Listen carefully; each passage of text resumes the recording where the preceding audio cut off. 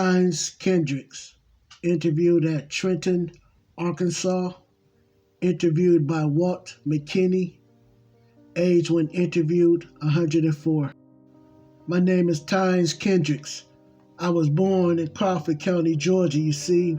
Boss, I is a little nigger, and I really is more smaller now than I used to be when I was young, 'cause I am so old and stooped over. I'm mighty nigh wore out from all those hard years of work and serving the Lord. My actual name, what was given to me by my white folks, D. Kendricks, was Tiny. They called me that 'cause I never was no size much. After us all set free, I just changed my name to Tines. And that's what I've been going by for nigh on 90 years. According to what I remember about it, Boss I is now past 104 years old this past July the 4th, 2 hours before day. What I mean is, what I remember about what the old master told me that time I come back from the home place after the war quit. He says that I'm past 30 then. My mammy, she said I was born 2 hours before day on the 4th of July. That's what they told me, boss. I has been in good health all my days. I ain't never been sick any in my life, excusing these last years when I get old, so old and feeble and stiff in the joints, and my teeth begin to cave, and my bones, they begin to ache. But I just keep on living and trusting in the Lord, because the good book says, wherefore the evil days come, and the darkness of the night draw nigh, your strength, it shall not perish. I will lift you up amongst them what abides with me. That is the gospel, boss. My old master, he was named Arch Kendricks, and us lived on the plantation. What the Kendricks had not far from Macon in Crawford County, Georgia. You can see, boss, that I is a little bright and got some white blood in me. That is accounting for on my mammoth side of the family. Her pappy, he was a white man. He wasn't no Kendricks though. He was an overseer. That what my mammy she say. And then I know that wasn't no Kendrick mixed up in nothing like that. They didn't believe in that kind of business. My old master Arch Kendricks, I would say this, he certainly was a good fair man. Old Miss and the young master Sam, they were strictly though. And boss, I is telling you the truth. They was cruel. The young master Sam, he never taken at all after his pops. He got all his meanness from his old missus. And he sure got plenty of it too. Old Miss, she cuss and read worse than a man. Way for days she be up hollering loud enough for to be heard 2 miles, rousing the niggers out for to get in them fields. Even for light, Master Sam, he stand by the pots, handing out the grub and giving out the bread. And he cuss loud and say, take a sop of that grease on your hoe cake and move along fast for I lashes you. Master Sam, he was a big man too, that he was. He was nigh on to 6.5 feet tall. Boss, he certainly was a child of the devil. All the cooking in them days was done in pots hanging on the pot racks. They never had no stoves during them times. What I is telling you about, at times they would give us enough to eat. At times they wouldn't, just according to how they feeling when they dishing out that grub. The biggest what they would give the field hands to eat would be the trunk. What us had on the place, like greens, turnips, peas, side meat, and D sure would cut the side meat awful thin too. Boss, us always had a heap of cornmeal dumplings and hoe cakes. Old Miss, her and Master Sam, they real stingy. You better not leave no grub on your plate for to throw away.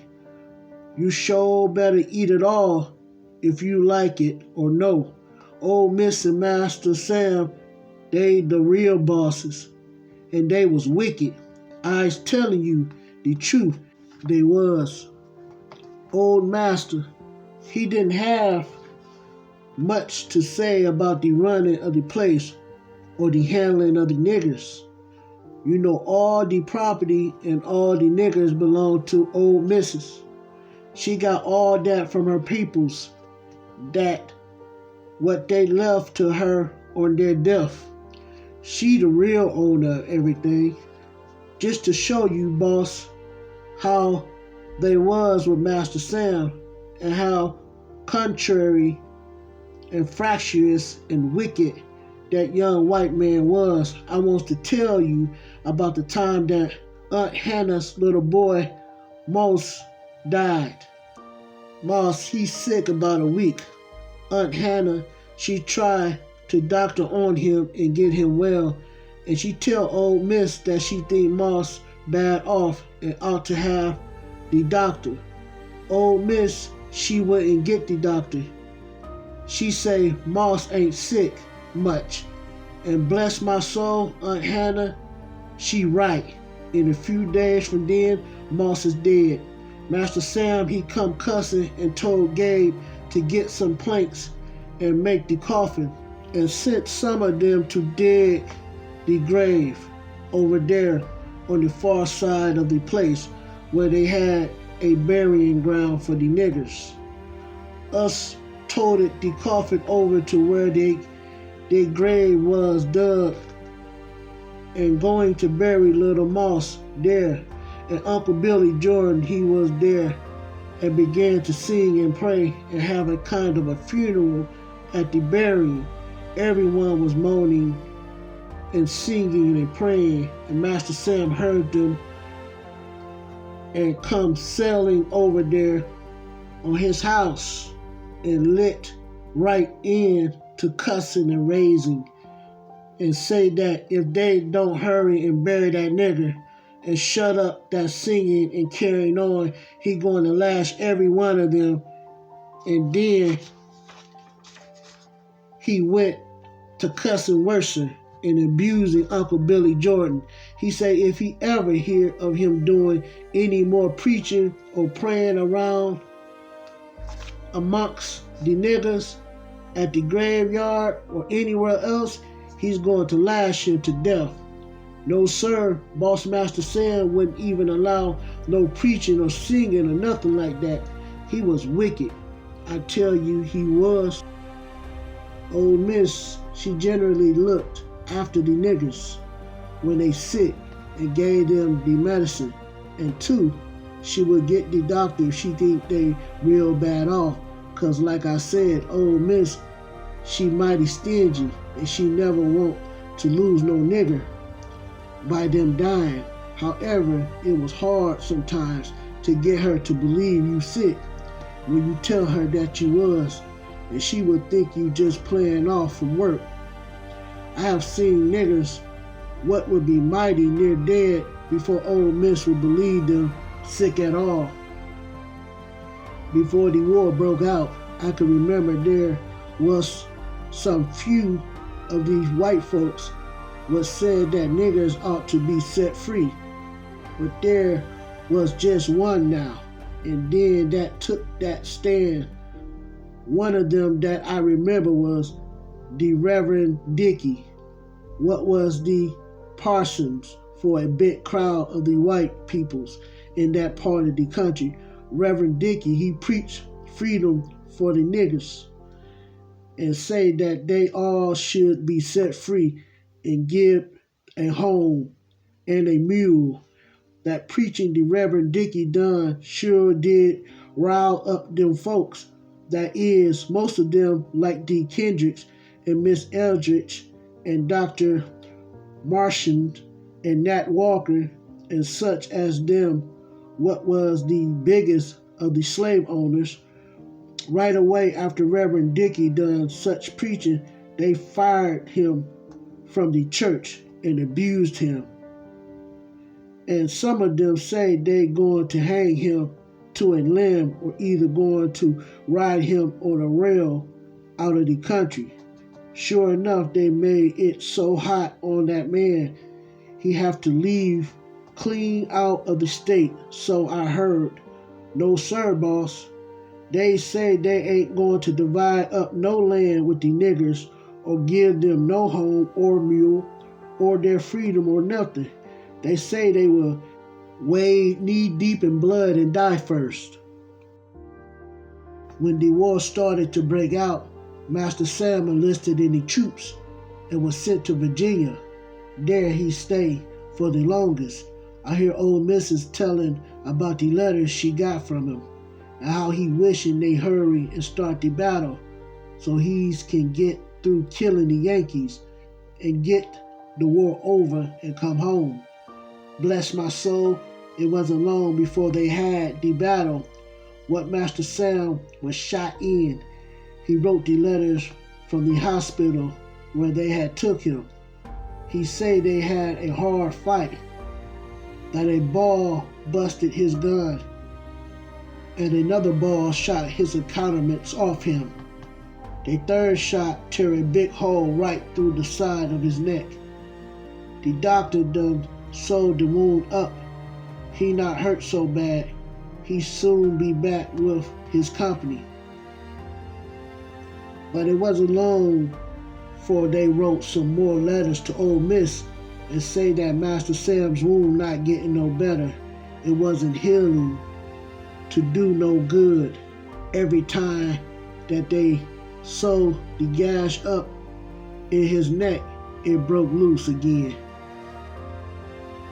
The Yankees had been putting poison grease on their bullets. That was the reason the wound wouldn't get well. They feared Master Sam was going to die. And a short time after that, letters come. I sure knowed it was so. One night, just about dusk, dark, they screech. Owls, they come in and swarm and lit in the big trees in the front of the house. A mist of dust come up, and the owls, they holler and carry on so that old master get he gun and shoot it off to scare them away. That was a sign, boss, that somebody was going to die. I just known it was Master Sam. Sure enough, the next day, they get the message that Master Sam dead. They brought him home all the way from Virginia and buried him in the graveyard on the other side of the garden with his gray clothes on him and a flag on the coffin. That's what I's telling you, boss, because they called all the niggers in and allowed them to look at Master Sam. I seen him and he sure looked like he peaceful in the coffin with his soldier clothes on. I heard afterwards that Master Sam bucked and reared just before he died and tried to get out of the bed and that he cussed to the last.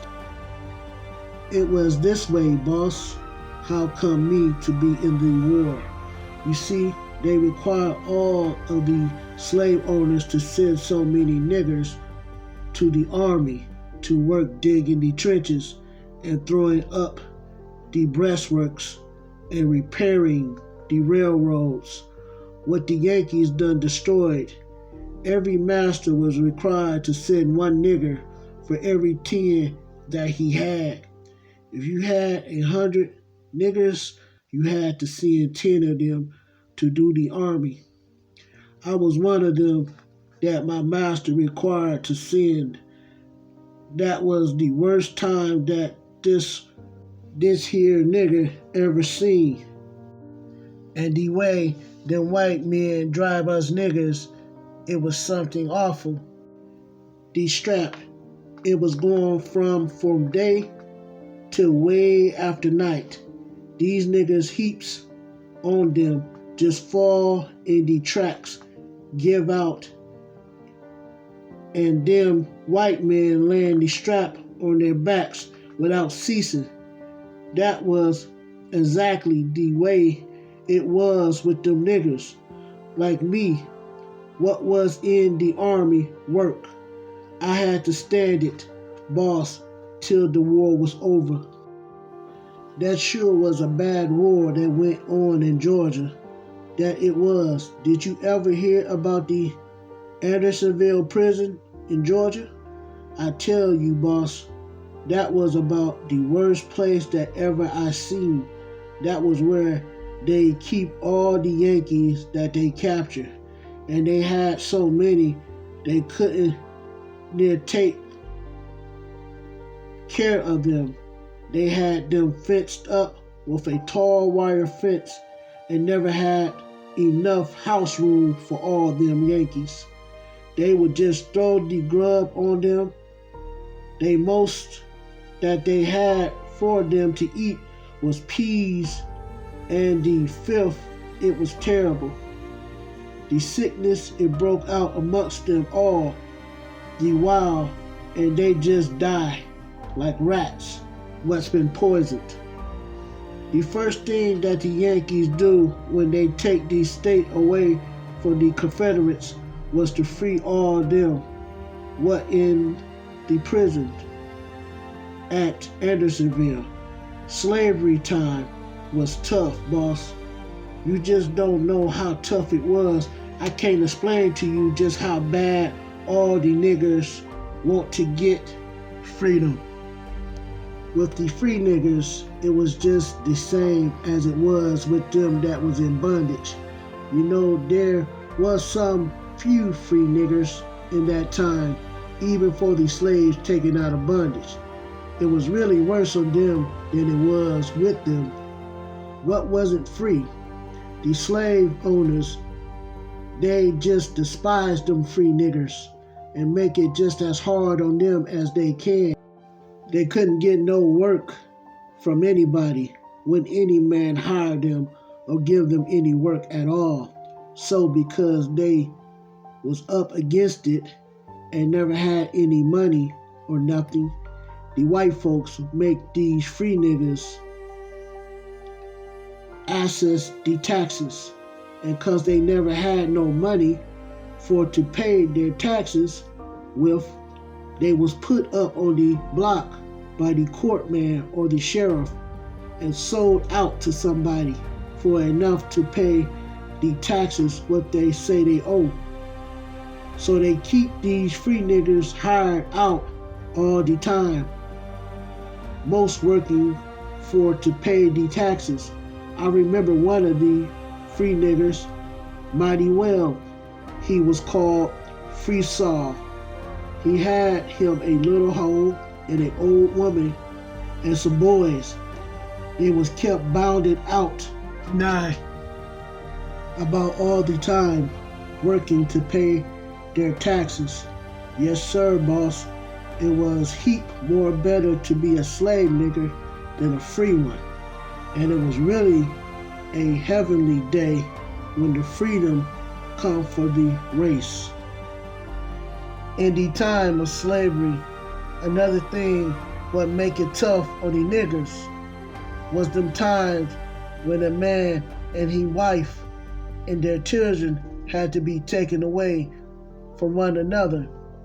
This separation might be brought about most any time for one thing or another, such as one or the other, the man or the wife be sold off or taken away to some other state like Louisiana or Mississippi. Then when a master died, what had a heap of slaves, these slave niggers be divided up amongst the master's children or sold off for to pay the master's debts. Then at times when a man marry a woman that don't belong to the same master, what he do? Then they is liable to get divided up and separated most any day. They was heaps of nigger families that I know was separated in the time of bondage that tried to find their folks what was gone. But the most of them never get together again even after they set free because they don't know where one or the other is. After the war over and the slaves taken out of the bondage, some of the very few white folks gave them niggers what they liked the best, a small piece of land for the work. But the most of them never give them nothing, and they sure despise them niggers what left them. Us old master say he wants to arrange with all his niggers to stay on with him, that he going to give them a mule and a piece of ground. But us know that old missus ain't going to agree to that, and sure enough, she wouldn't. I's telling you the truth. Every nigger on that place left. They sure done that. And old master and old miss, they never had a hand left there on that great big place and all that ground laying out. The government seen to it that all the white folks had to make contracts with the niggers that stuck with them, and they were sure strict about that too. The white folks at first didn't want to make the contracts and say they wasn't going to do it, so the government filled the jail with them, and after that everyone makes the contract. When my race first got their freedom and began to lead their masters, a heap of the masters got raging mad and just tore up truck. They say they going to kill every nigger they find. Some of them did do that very thing, boss. Sure enough, I'm telling you the truth. They shot niggers down by the hundreds. They just wasn't going to let them enjoy their freedom. That is the truth, boss. After I come back to the old home place from working for the army, it wasn't long before I left there and get me a job with a sawmill and worked for the sawmill peoples for about 5 years. One day I heard some niggers telling about a white man what done come in there getting up a big lot of niggers to take to Arkansas.